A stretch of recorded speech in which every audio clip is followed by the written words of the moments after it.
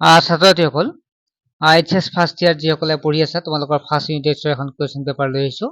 তোমালোক যেতিয়া প্ৰথম পৰীক্ষা দিবা ফাৰ্ষ্ট ইউনিট টেষ্ট পৰীক্ষা ফাৰ্ষ্ট ইয়াৰত গতিকে তোমালোকে চাবৰ কাৰণে সুবিধা হ'ব ইংলিছৰ কুৱেশ্যন পেপাৰ হয় সময় 1 ঘণ্টা থাকে কেনেকুৱা প্ৰশ্ন আহে তোমালোকে জানিব পাৰিবা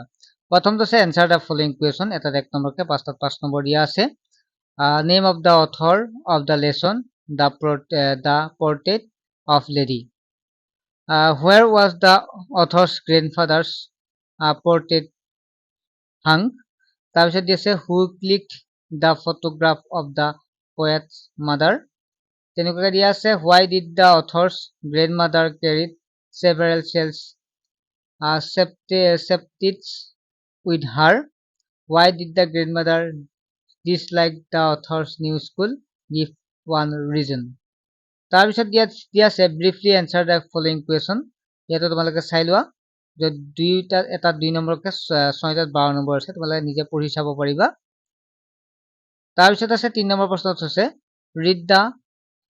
extract and answer the question that follow ইয়াতে তোমালোকে পঢ়ি চাবা এই প্ৰশ্নত আছে who was the bigger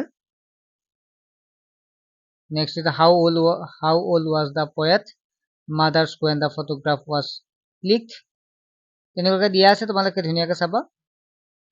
just মই কুৱেশ্যন পেপাৰখন শেয়াৰ কৰিছো তোমালোকে যদি ভাল পাইছা বা উপযোগী হ'ব বুলি ভাবিছে তেতিয়াহ'লে চেনেলটো সাবস্ক্ৰাইব কৰি ৰাখিবা ঠিক আছে নেক্সট এটা ভিডিঅ' লগ পাম আজিলৈকে বাই